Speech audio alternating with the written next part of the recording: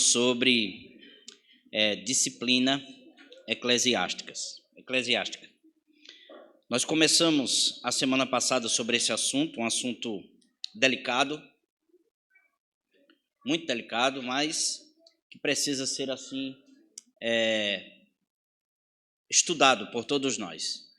Sei que essa igreja já está exaustivamente informada sobre o assunto, mas não é nada demais nós falarmos novamente, principalmente por aqueles que estão chegando à nossa igreja. Falamos sobre disciplina eclesiástica logo na primeira parte, tendo como base a palavra do Senhor, e iremos, claro, ter como base a palavra do Senhor. Mas olhamos para Deus como aquele que disciplina. Foi isso que vimos, não foi? Nos utilizamos do texto de Hebreus, capítulo 12, onde o Senhor disciplina o seu povo, onde o Senhor disciplina os seus, exatamente para corrigi-los, para levá-los à santidade, à participação da santidade com o Senhor. A disciplina eclesiástica não é diferente, é também uma disciplina da parte de Deus, mas por via da igreja. Eu não quero entrar na questão de governo de igreja, mas como somos congregacionais, nós somos a última instância que se deve para fazer o julgamento de uma causa pecaminosa de um irmão. Falamos a semana passada que, por meio da igreja, a disciplina da igreja, existem duas formas de disciplina: a disciplina formativa e a disciplina corretiva. Vimos a disciplina formativa, que fala sobre todos nós disciplinando uns aos outros e utilizando o texto de Colossenses 3, do verso 12 até o verso 17, mostrando que o Senhor nos ensina a exortar uns aos outros na igreja. Isto tem início por meio da palavra do Senhor, por meio da pregação dos oficiais, dos presbíteros.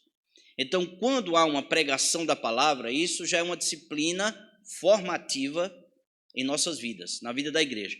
Deus está formando em nós o caráter de Jesus Cristo.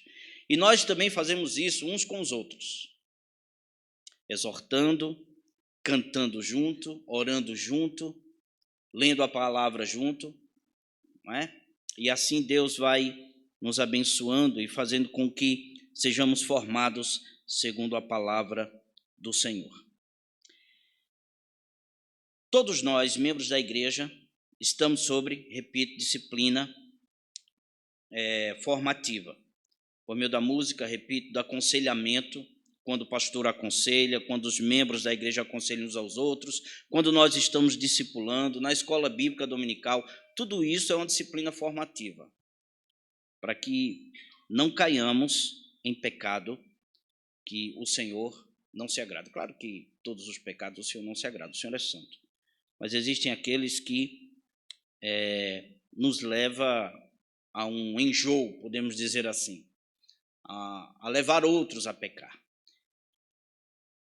Disciplina formativa e disciplina corretiva. E é sobre este ponto que nós iremos falar hoje. Por esta razão eu quero orar antes, juntamente com os irmãos, para que o Senhor nos ilumine, nos abençoe, em nome do Senhor. Vamos orar. Senhor, ilumina a nossa mente, abençoa a nossa vida, que o Senhor nos ensine por meio da tua palavra, que sejamos levados ao conhecimento bíblico, a agirmos conforme a vontade do Senhor, que Jesus seja assim honrado, glorificado e exaltado. Em nome do Senhor e Salvador Jesus Cristo. Meus irmãos, antes de irmos para o texto onde iremos ficar detidos, 1 Coríntios 5, eu quero ir Mateus capítulo 18, texto conhecido de todos nós, principalmente congregacionais, e quero fazer uma leitura a partir do verso 15.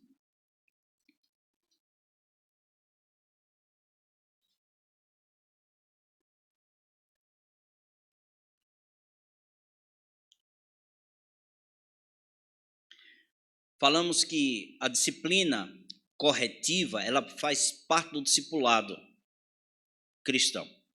Todos os que são discípulos do Senhor precisam exercer a disciplina eclesiástica. Todos nós, como membros de igreja congregacional, somos assim chamados a imitar o Senhor nesse mistério, tá bom? Capítulo 18, verso 15 ao 20. Se teu irmão pecar contra ti, vai arguí-lo entre ti e ele só. Se ele te ouvir, ganhaste a teu irmão. Se, porém, não te ouvir, toma ainda contigo uma ou duas pessoas, para que pelo depoimento de 2 ou 3 testemunhas toda palavra se estabeleça. E se ele não os atender, dize-o à igreja. E se recusar ouvir também a igreja, considera-o como gentil e publicano. Em verdade vos digo que tudo que ligardes na terra terá sido ligado nos céus, e tudo que desligardes na terra terá sido desligado nos céus. Em verdade também vos digo que, se 2 dentre vós sobre a terra concordarem a respeito de qualquer coisa que porventura pedirem, ser-lhe-á concedido por meu Pai, que está nos céus. Porque onde estiverem 2 ou 3 reunidos em meu nome, ali eu estarei. Esse texto é bastante debatido, mas vocês podem perceber que a última instância é a igreja. Esse texto ele tem muita relação com o capítulo 16, apesar de muitos não fazerem essa relação. No capítulo 16, vocês se lembram da confissão de Pedro, não é? Onde o Senhor disse, sobre esta pedra eu edificarei a minha igreja. Alguns protestantes entendem que é somente, certo, a fala de Pedro que nós edificamos a igreja. Para os católicos é Pedro, que é o Papa, não é isso? Eu entendo que ali nós não podemos divorciar a fala de Pedro do próprio Pedro. Pedro foi o representante dos apóstolos e as chaves do reino, que é ligar e desligar, estava sobre ele e todos os apóstolos. Os apóstolos são representantes da comunidade, da igreja do Senhor. Chegando no capítulo 18, vocês podem perceber pela leitura que estas chaves são passadas para quem? Para a igreja. Então a igreja agora tem em suas mãos a chave de ligar e desligar. Como é que nós ligamos alguém? Pelo batismo. Nós ligamos alguém à igreja. E como é que essa pessoa permanece ligada? Por Jesus Cristo e pela ceia do Senhor. A ceia é o momento em que é o ápice da comunhão de todos nós. É a mesa do Senhor. Então, para se desligar alguém de alguma falta, nós iremos ver isso mais na frente, nós excomungamos a pessoa da mesa do Senhor, dessa unidade da igreja, dessa membresia, desta família. Então, isto é, na verdade, uma disciplina corretiva que nós devemos exercer. Por esta razão, eu concordo com Carson que capítulo 18 é uma interpretação realmente do capítulo 16. Por esta feita, eu quero ir com vocês no texto da primeira carta aos Coríntios, capítulo 5, onde iremos ficar mais detidos nesse texto. Na verdade, o apóstolo Paulo está exercendo o que ele aprendeu do Senhor.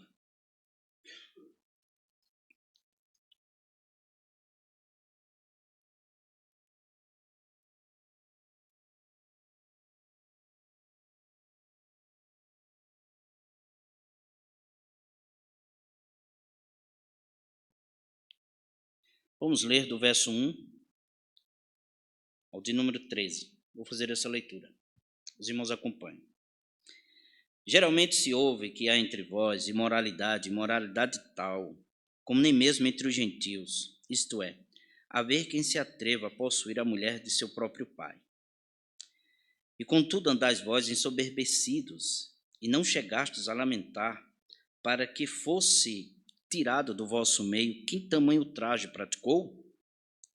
Eu, na verdade, ainda que ausente em pessoa, mas presente em espírito, já sentenciei como se estivesse presente, que o autor de tal infâmia seja, em nome do Senhor Jesus, reunidos vós e o meu espírito, com o poder de Jesus nosso Senhor, entregue a Satanás para a destruição da carne, a fim de que o espírito seja salvo no dia do Senhor Jesus.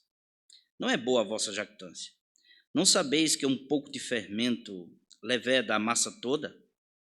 Lançai fora o fermento, o velho fermento, para que sejais nova massa, como sois, de fato sem fermento. Pois também Cristo, nosso Cordeiro Pascal, foi imolado. Por isso celebramos a festa não com o velho fermento, nem com o fermento da maldade, da malícia, e sim com os asmos da sinceridade e da verdade.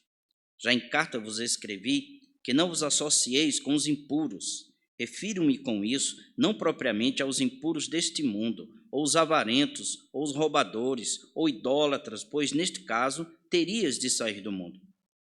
Mas agora vos escrevo que não vos associeis com alguém que, dizendo-se irmão, for impuro, ou avarento, ou idólatra, ou maldizente, ou beberrão, ou roubador, com esse tal nem ainda comais. Por isso, que direito haveria eu de julgar os de fora? Não julgai vós os de dentro? Os de fora, porém, Deus os julgará. Expulsai, pois, de entre vós o malfeitor. Aqui está, meus irmãos, razões para a disciplina corretiva da igreja. Nós vimos na primeira parte que o amor, ele disciplina com vista ao bem do outro, ao bem do próximo, mesmo que isso seja a contragosto de todos nós. Mas, sendo específico, por que uma igreja deve disciplinar corretivamente alguém? Por que remover alguém da membresia da igreja, expondo, ainda que de maneira parcial, alguém ou algum caso? Dizemos que disciplina corretiva é parte do discipulado cristão, repito. Por que ela faz parte do discipulado cristão? Então, algumas respostas elas poderão ser encontradas exatamente nesse texto, que eu quero ver com vocês. E a pergunta é, por que disciplinar alguém? Preste atenção no verso 1. Observe o que diz, capítulo 5. Geralmente se ouve que há entre vós imoralidade tal, como nem mesmo entre os gentios, isto é, haver quem se atreva a possuir a mulher de seu próprio pai, sua madrasta. Preste atenção na palavra ouve. Quando o texto está dizendo, geralmente se ouve que há entre vós, é porque o caso tornou-se o quê? Público. O caso tornou-se conhecido de todos. E também o texto é bem claro, possuir a esposa do seu próprio pai. O tempo aqui está no presente contínuo. Isto significa que esse rapaz estava tendo caso com ela continuamente. Não foi um caso isolado. Não foi algo que aconteceu uma vez, mas é algo que continuou tendo esta imoralidade e ele dentro da igreja. Agora, preste atenção também no argumento de Paulo do verso 11 ao verso 13. Mas agora vos escrevo que não vos associeis com alguém que, dizendo-se irmão, for impuro ou avarento, ou idólatra, ou maldizente, ou beberrão, ou roubador, com esse tal nem ainda comais. Aí diz o texto, veja, pois com que direito haveria eu de julgar os de fora? Não julgais vós o de dentro? Percebam, meus irmãos, que o argumento de Paulo aí, do verso 11 ao verso 13, diz respeito a julgarmos somente quem é membro. E na observância desta leitura, o que fazemos é que esta mulher não fazia parte da membresia da igreja. Por esta razão, Paulo não cita em nenhum momento de disciplinar ela. Ela era fora da igreja. Por isso que Paulo diz, os de fora, deixa que Deus julga. Agora, os de dentro, deve ser julgado. Então, Paulo leva a entendermos exatamente isso, que aqueles que fazem parte da membresia devem ser exatamente disciplinados. Portanto, o testemunho da igreja, meus irmãos, é o primeiro ponto. Porque nós disciplinamos? Nós disciplinamos para preservar o testemunho cristão. Preservar o testemunho da igreja no que diz respeito ao Senhor e Salvador Jesus Cristo e a vida da igreja. Quando um peca, todos tornam-se manchados por tabela, podemos dizer assim. O testemunho da igreja cristã em Corinto corria o risco, meus irmãos, de ser arruinado. Então, a tarefa da igreja de traçar uma linha clara entre o mundo que está lá fora e o povo de Deus, os de dentro, estaria perdido se a disciplina não fosse aplicada. Qual a diferença de quem está lá fora para os que estão dentro? Se os de dentro estão cometendo as mesmas coisas dos de fora. Por esta razão, há uma disciplina, para que nós saibamos que somos igreja do Senhor e estamos debaixo desta santidade de Deus. E levando o seu nome. Os de fora não levam o seu nome. Segundo ponto que nós disciplinamos é para expor o pecado. O pecado, meus irmãos, ele cresce nas trevas, viu? Cresce na escuridão, nosso coração. E a disciplina expõe a luz pelo que ele é, possibilitando, meus irmãos, que ele seja reconhecido, rejeitado e removido do meio de nós. Veja o que Paulo diz no verso 2. E contudo andais vós ensoberbecidos, e não chegastes a lamentar, para que fosse tirado do vosso meio quem tamanho traje praticou? Ensoberbecidos, orgulhosos. A pergunta que nós devemos fazer, eu acho que vocês já fizeram lendo esse texto, é: será que esta igreja, será que esse povo de Deus, na igreja de Corinto, estava se orgulhando pelo fato de um membro da igreja estar tendo relações sexuais com sua madrasta? Vocês acham que isto é possível? Uma igreja do Senhor, habitada pelo Espírito Santo, discipulada aqui pelo apóstolo Paulo, está alegre porque o irmão está pecando de maneira imoral. Isso não pode acontecer. A igreja não se alegra com isso. Não se orgulha com o pecado, porque ela é a habitação do Espírito Santo. E ela estava se orgulhando de quê? Possivelmente ele tinha uma posição social elevada. Ele era bem socialmente. E a igreja se orgulhava de ter esse irmão bem socialmente dentro da sua igreja. Isso é aquela história. O irmão paga o maior dízimo da igreja, não vamos disciplinar ele. Então eles se orgulhavam deste irmão. Por esta causa, eles não queriam discipliná-lo. Preste atenção que o caso, pelo fato de ter tornado público, Paulo se utiliza do capítulo 18. Ele precisa, sim, ser disciplinado, ele precisa, sim, ser tirado. Tirado do meio de vocês, tirado da comunhão, da mesa do Senhor, da comunhão do pão e do vinho. Nós já vimos, iremos ver aqui na frente, que ele não está proibido de entrar na igreja, de ouvir a palavra do Senhor, de falar com os irmãos. Nós iremos ver mais à frente esses detalhes. Mas ele está suspenso por disciplina da mesa do Senhor. Ainda desse ponto anterior, o infrator deveria sair da comunhão da igreja. A menção de Paulo, preste atenção, do verso 6 ao verso 8, nos leva exatamente à mesa do Senhor. Veja o que diz: não é boa a vossa jactância. Não sabeis que um pouco de fermento leveda toda a massa? Lançai fora o velho fermento, para que sejais nova massa, como sois, de fato, sem fermento, pois também Cristo, nosso Cordeiro Pascal, foi imolado. E a ceia do Senhor demonstra isso.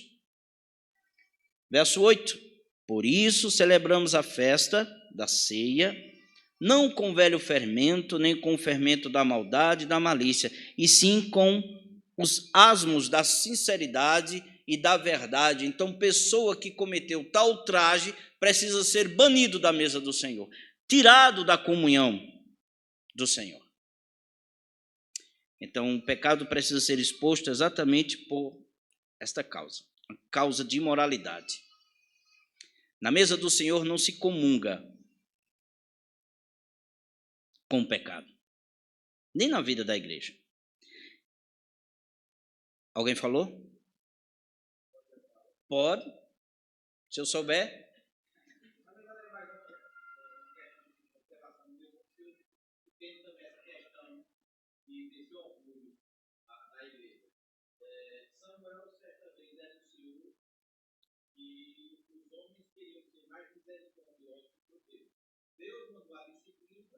Uhum.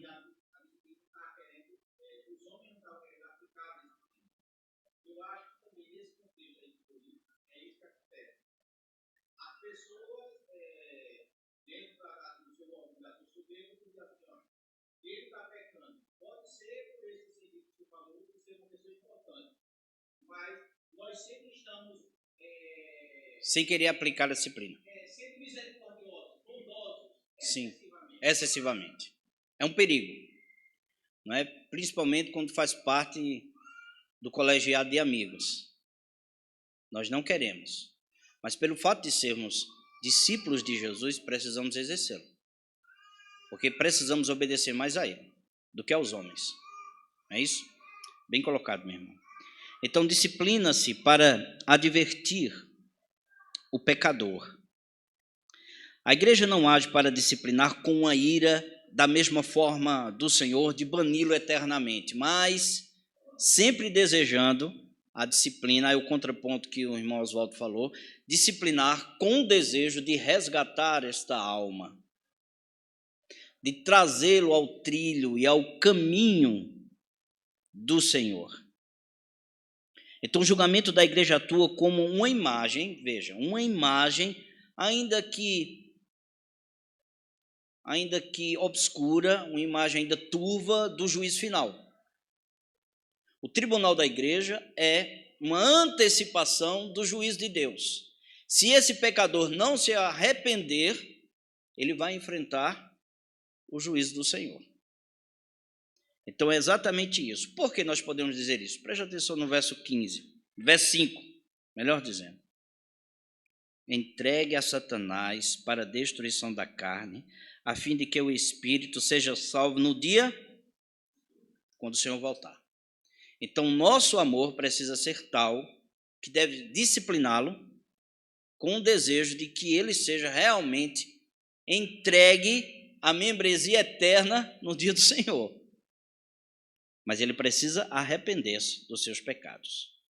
Outro ponto é que a disciplina, ela serve para salvar o pecador, repito, vimos aí no verso 5. E o texto é muito duro, porque Paulo diz assim, seja ele entregue a Satanás. Não é que a gente vai dizer na Assembleia, tu agora vai viver debaixo do chicote de Satanás. Não é isso. Está sobre, como diz o texto aí no verso 5, entregue a Satanás para a destruição da carne. Isso significa ser exilado da comunidade onde Cristo reina com todos os benefícios, batismo, ceia, comunhão. Isso, disciplina, isso é um privilégio que todos nós temos. Quando tal pessoa é tirada do nosso meio, ela perde todos esses privilégios. Então, desligamento, ou em caso de excomunhão, que é o mesmo, de alguém da igreja, não busca uma punição eterna, mas busca redimir essa pessoa, debaixo de justiça do Senhor. A destruição da carne aí, eu não acredito que seja a morte desse malfeitor, mas a destruição da carne significa aqui do relacionamento incestuoso que ele tinha. Porque o texto diz, para que seja salvo no dia do Senhor. Essa destruição da carne é destruição desse comportamento incestuoso e imoral. que esse irmão estava praticando. Outro ponto, nós disciplinamos para proteger a membresia, proteger a igreja do Senhor. O verso 6, veja o que Paulo pergunta. Não é boa a vossa jactância? Não sabeis que um pouco de fermento leveda toda a massa? O que é que o apóstolo está dizendo com esse verso? Ora, assim como o fermento espalha por toda a massa, o pecado espalha por toda a igreja. Espalha de maneira sorrateira, deixando muitas vezes a consciência dos irmãos cauterizada. Se nós não tratarmos, não curarmos logo, isso vai ser um dano para todo o povo de Deus. Alguns irão ficar irados com o irmão, outros irão dizer, se ele pode, eu posso. E daqui a pouco ninguém está com disciplina na vida. Mas a igreja está andando de todo jeito. Se você, meu irmão, já participou, alguns irmãos aqui mais antigos já participaram de uma assembleia, e se outro irmão já compartilhou isso, quando nós disciplinamos alguém corretivamente, alguns outros que estavam prestes a fazer não faz. Por esta causa, a disciplina cuida do povo, cuida da igreja. Paulo exortou Timóteo sobre a disciplina corretiva, instruindo ele na cidade de Creta, dizendo o seguinte, não precisam abrir. Tito 3, verso 9 e 11, diz assim, não se envolvam em discussões tolas sobre genealogias intermináveis, nem em disputas e brigas sobre a obediência às leis judaicas. Essas coisas são inúteis e perda de tempo. Se alguém tem causado divisões entre vocês, advirta-o uma primeira e uma segunda vez. Depois disso, não se relacione mais com ele. Excomungue. Tais indivíduos se desviaram da verdade e condenaram a si mesmos com os seus próprios pecados. Preste atenção também em Gálatas capítulo 6. Abram aí, esse texto eu quero abrir com vocês. Depois nós iremos voltar para 1 Coríntios. Gálatas 6. Capítulo 1.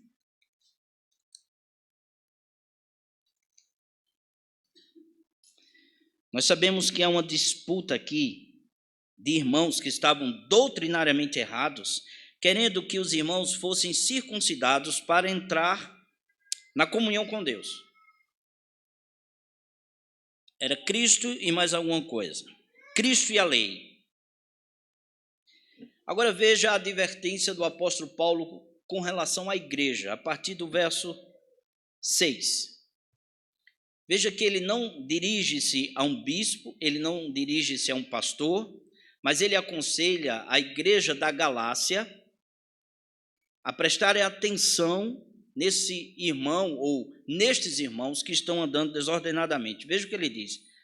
Admira-me, verso 6, que estejais passando tão depressa daquele que vos, 1,6, isso, vos chamou na graça de Cristo para outro evangelho, o qual não é outro senão há alguns que vos perturbam e querem perverter o evangelho de Cristo. Mas ainda que nós, ou mesmo um anjo vindo do céu, vos pregue evangelho que vá além do que vos temos pregado, seja anátema. Aí ele diz no verso 9, assim como já dissemos, e agora repito, se alguém vos prega evangelho que vá além daquele que recebeste, seja anátema, ou seja, considere a igreja do Senhor reunida em assembleia um anátema, a doutrina falsa. Estão me entendendo até aqui?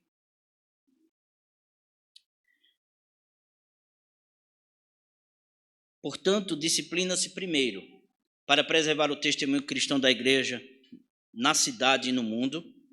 Segundo, expor o pecado como horroroso. Terceiro, advertir o pecador enquanto há tempo. Quarto, salvar o pecador da condenação eterna. Quinto, proteger a membresia de cometer os mesmos pecados. E sexto, preservar a unidade da igreja local. Logo, quem ama, disciplina, meus irmãos. Disciplina corretiva é parte do discipulado cristão. Precisamos entender isso. A pergunta é: quando disciplinar? Quais os pecados exigem a disciplina corretiva da igreja? Aqui já entra as perguntas dos irmãos. Eu posso disciplinar esse pecado? Podemos disciplinar aquele? Quando disciplinar, quais pecados nós devemos disciplinar? Em vez, meus irmãos, de fazermos uma lista aqui exaustiva do que pode ser disciplina, o que não pode ser disciplinado, em vez de perdermos tempo com isso, nós devemos extrair alguns princípios bíblicos. Princípios, para que tenhamos uma ideia de como disciplinar. E Paulo diz isso nessa primeira carta, capítulo 5. Preste atenção aí, verso 11 e 12. 1 Coríntios, capítulo 5, verso 11 e 12.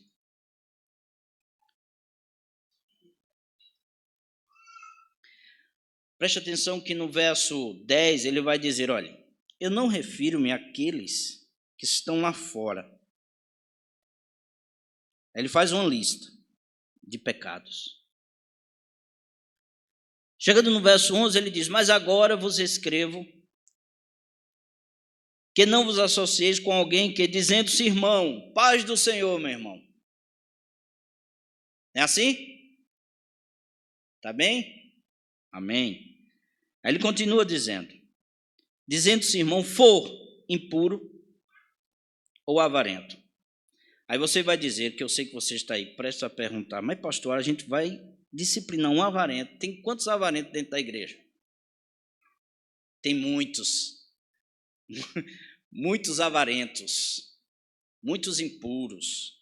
Porém, nós precisamos entender esse princípio de impureza, de avareza, que a avareza está associada aí à idolatria e tudo que decorre dele. Uma pessoa impura é exatamente esta pessoa que dormiu com a madrasta.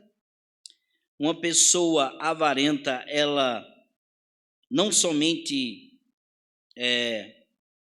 retém o dinheiro para si, mas ela tem consequências sobre isso. Ela é idólatra, ela não ajuda ninguém, ela não compartilha com ninguém. Algo que nós temos no pacto da membresia, ou não temos, antes de entrarmos. Compartilhe seus dízimos, ofertas, ajude os necessitados. Não está no pacto da membresia? Se você entrou, então compartilhe. Porque existem supervisores sentados nessa cadeira aqui. Não é assim, meus irmãos? Pois bem. Idólatra, maldizente. Maldizente é aquele que divide a igreja com sua fala, suas reclamações. Ah, porque as mulheres estão com ar-condicionado e nós não estamos. Com isso, nós dividimos, meus irmãos, a igreja, ou não fazemos isso. Se isso for um recorrente, é preciso chamar. Que Deus nos ajude, viu? Outro princípio, não vou ler o resto do texto, mas outro princípio é o que Jesus ensina em Mateus capítulo 7. Nós conhecemos alguém pelos frutos. Não é assim? Então, este é o princípio que nós devemos. Diante disso, dito, eu quero mostrar com vocês algo razoável no que diz respeito à disciplina da igreja de um irmão. Pecados que são exteriores, pecados que são sérios e pecados que são impenitentes. Pecados exteriores. A igreja não deve disciplinar alguém toda vez que suspeitar de um pecado. Meu irmão, você viu a irmã ali? Chama o pastor, chama todo mundo, vamos disciplinar. Não é isso. Mas pecados exteriores, vistos diante de todos, sem nenhuma impenitência, sem nenhum tipo de arrependimento. Para julgarmos, nós devemos ser capazes de ouvir a respeito da pessoa, em parte. E é por isso, meus irmãos, que Jesus orienta a se chamar 2 ou 3 testemunhas. E chama-se 2 ou 3 testemunhas, fala com a pessoa. Se a pessoa não ouviu, fala com a igreja, mas não é chegar em uma assembleia e dizer, olha, fulano faz isso, isso, aquilo comigo. A plataforma de Cambridge nos ensina que isso deve ser feito por meio dos presbíteros. Deve-se falar, depois de 2 ou 3 testemunhas, aos presbíteros da igreja, aos pastores da igreja, e analisando o caso, supervisionando o caso, nós levamos para a assembleia, se necessário. Pecados sérios. Gente, deve haver um lugar onde a igreja deve amar, cuidar, como Oswaldo disse. Isso cobre multidão de pecados, mas isso não significa menosprezar o pecado. Nós não devemos menosprezá-lo. Reconhecer o pecado é parte do que Paulo chamou, no capítulo 3 de Colossenses, verso 13, de suportar uns aos outros, perdoar uns aos outros, cuidar uns dos outros. Portanto, a disciplina corretiva exigirá que todos nós estejamos prontos para disciplinar algo verificável. Não somente verificável, mas sério, é algo intolerável, onde nós olhamos para o pecado e dizemos, não, isso aqui não dá para tolerar, não. Não há condições. Outro fator é o pecado precisa ser impenitente. Como Jesus expôs no capítulo 18, quando uma pessoa professa Cristo como Senhor e Salvador de sua vida, mas se recusa a confessar e a abandonar o pecado, ele fica sujeito à disciplina da igreja. Nós devemos fazer isso. Então, alguns princípios: pecados externos, sério e impenitente, que não há arrependimento. Agora, qual o tratamento devido que nós devemos dar? Estamos chegando no tempo. Que nós devemos dar a quem está sob disciplina. Paulo é duro no verso 11, não é? Nem com eles vocês devem comer. Como assim, Paulo? Como se deve tratar alguém sob disciplina? Primeiro, obviamente que as portas da igreja permanecerão abertas para esse irmão. Ela, mais do que ninguém, precisará ter acesso à pregação do Evangelho, ver os irmãos e estar sobre exortação dos irmãos. Então, a pessoa disciplinada será sempre bem-vinda aos cultos da igreja. Entretanto, a excomunhão barrará a pessoa da ceia do Senhor, que se destina a demarcar, a ceia demarca o crente e os descrentes. O que confessa Jesus, o que foi batizado, com aqueles que não confessam Cristo e que não foram batizados. Segundo ponto, quando Paulo diz que não devemos comer com tal pessoa, ele não está dizendo que não devemos comer com os nossos amigos, não cristãos, porque ele diz isso um verso antes. Nós temos familiares que não são cristãos. Em vez disso, Paulo está dizendo que não devemos tratar a pessoa sob disciplina como se estivesse tudo bem. Está tudo bem. Não. Eu me afasto. E qual é a conversa que eu terei com ele, meu irmão e minha irmã? Orientação. E aí, meu irmão? Se arrependeu? Olha o que a Bíblia diz. Vocês me entenderam, gente?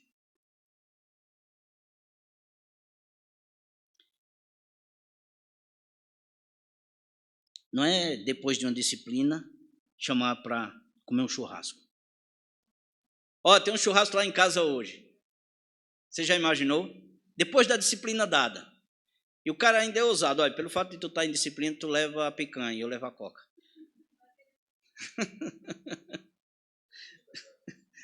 Não é isso. Pelo fato de estar disciplinado, tu leva a picanha, que eu levo a coca. Não, meus irmãos. Devemos exortá-lo, falar com ele, buscá-lo. Se quiser ir na casa dele, vamos. Ó, meu irmão, como é que você está? Cuidar dele, falar sobre a palavra, orar por ele, fazer que ele volte ao trilho. Terceiro, a pergunta é: se a pessoa excomungada for da minha família, meu pai, meu irmão, minha irmã, será que eu não posso comer com ele?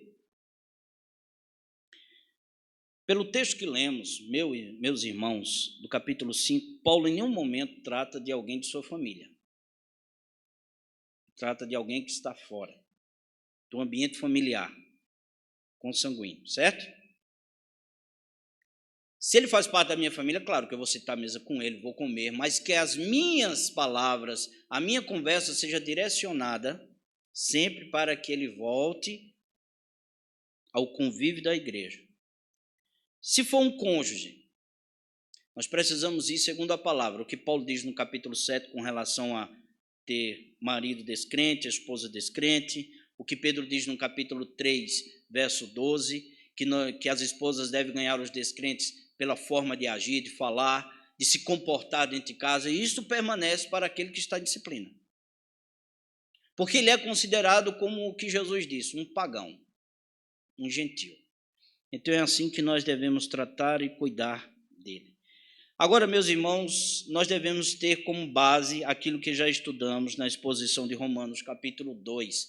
Apesar de Romanos capítulo 2 estar Paulo falando diretamente aos judeus, para não se envaidecerem com relação aos gentios, se achando mais santos e melhores do que eles, nós devemos tomar como princípio esse texto para que nenhum de nós sejamos orgulhosos ao ponto de desprezar o irmão e fazer com que somos mais santos ou melhores. Eu vou ler o texto de 1 a 4 de Romanos. Podem deixar aí fechado. Eu vou ler e os irmãos escutam. Talvez você pense que pode condenar esses indivíduos gentios, mas é igual a eles e não tem desculpa. Quando diz que eles deveriam ser castigados, condena a si mesmo, porque você que julga os outros pratica as mesmas coisas. E sabemos que Deus, em sua justiça, castigará todos que praticam tais coisas. Uma vez que você julga outros por fazerem essas coisas, o que o leva a pensar que evitará o julgamento de Deus ao agir da mesma forma? Não percebe quanto ele é bondoso, tolerante e paciente com você? Não vê que estas manifestações da bondade de Deus visam levá-lo ao arrependimento? O que nós aprendemos aqui? Não devemos ser arrogantes, presunçosos, como sendo melhor do que o irmão que está em disciplina. Paulo diz: olhe, veja, você que está em pé, tenha cuidado para não cair. Então, este é um princípio que nós devemos ter. Fazendo tudo isso, meus irmãos, nós queremos visar sempre que este irmão seja restaurado, que essa irmã seja restaurada. E para alguns comentaristas, para alguns estudiosos da palavra de Deus, este irmão que cometeu tal imoralidade, no capítulo 5, foi restaurado pelo Senhor. Isso está descrito, pode abrir agora, a segunda carta aos Coríntios, capítulo 2.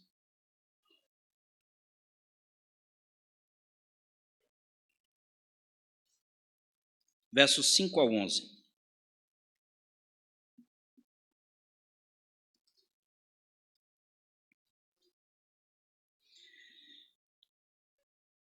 Ora, capítulo 2, versos 5 a 11. Ora, se alguém causou tristeza, não fez apenas a mim, mas para que eu não seja demasiadamente áspero, digo em parte a todos vós. Basta-lhe a punição pela maioria, pela votação da Assembleia.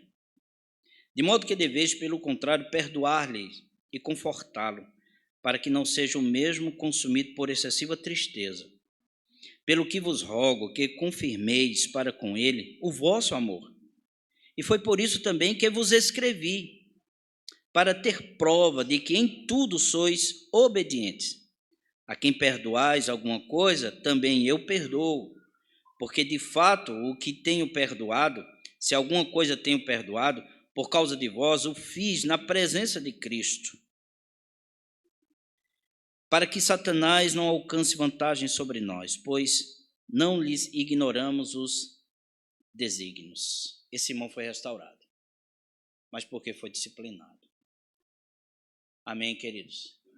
Que Deus possa assim nos ajudar em nome do Senhor e Salvador Jesus Cristo. Então, a disciplina amorosa e aplicada demonstra amor pelo indivíduo, meus irmãos, pensemos nisso sempre, amor pela igreja, amor pelo mundo que nos observa e amor por Jesus Cristo, o nosso Senhor. Alguma pergunta? Ui, Deus. Pergunta, meu irmão.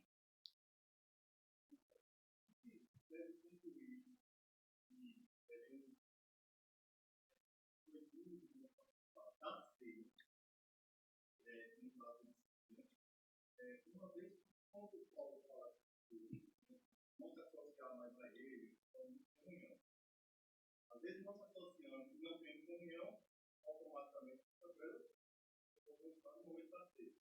Mas a gente pode concluir que devemos concluir disciplinado da ceia, porque Jesus nem exclui Jesus, nem exclui Judas, e que vai incluir o nome, mas vai ficar examinar a si mesmo.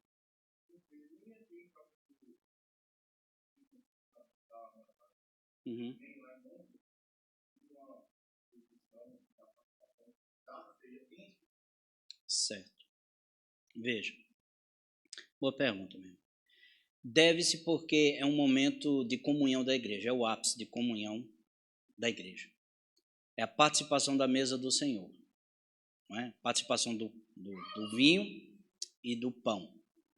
Que nós devemos ali mostrar a morte de Cristo e isto nós estamos em comunhão. Então, este fato precisa estar evidente para ele não participar. No caso de Judas, Cristo era que sabia ali. Não tornou-se algo público. Pode prestar atenção no texto. Foi, deu a ele e disse, o que tu tem de fazer, faça. Mas os demais não sabiam. Até o ponto de ficarem perguntando, né? Quem era. Então isso precisa ser evidente. Ele precisa saber que ele não está participando dos elementos porque ele está andando de maneira desonesta, tanto com Deus quanto com a igreja. Então isso precisa ficar bem claro para ele, para que haja exatamente o que a gente disse, uma volta ao arrependimento.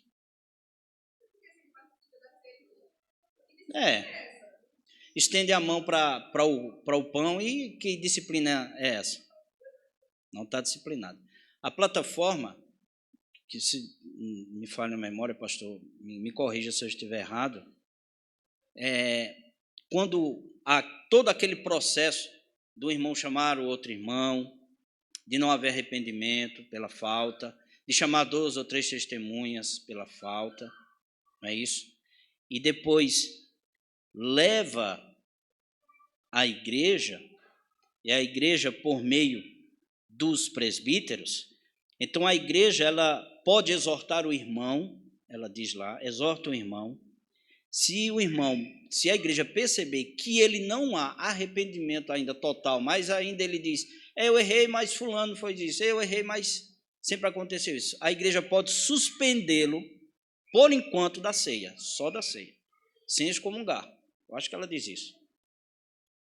Porém, se ele continuar sem nenhum tipo de arrependimento, aí tira ele do rol de membros da igreja, porque é uma advertência, uma exortação.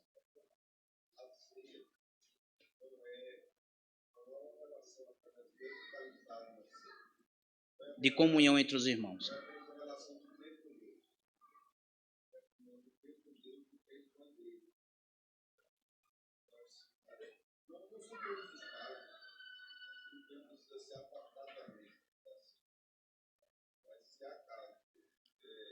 Por exemplo, vou dar um exemplo aqui.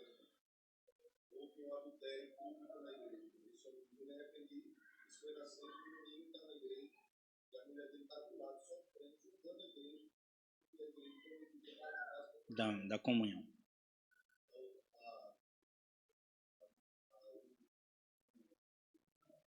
Relatos fundamentos acerca disso pode gerar um problema muito maior na comunhão da igreja.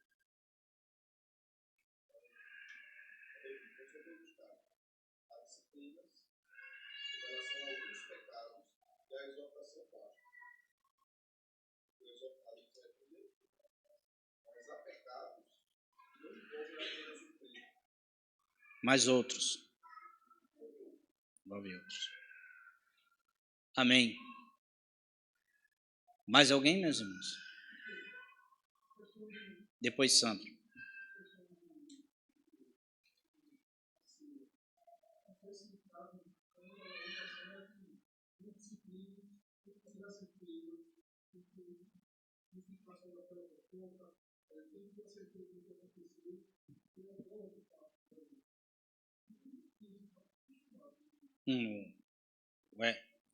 Precisa ter a supervisão, saber avaliar tudo.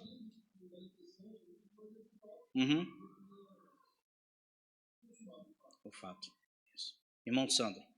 Boa.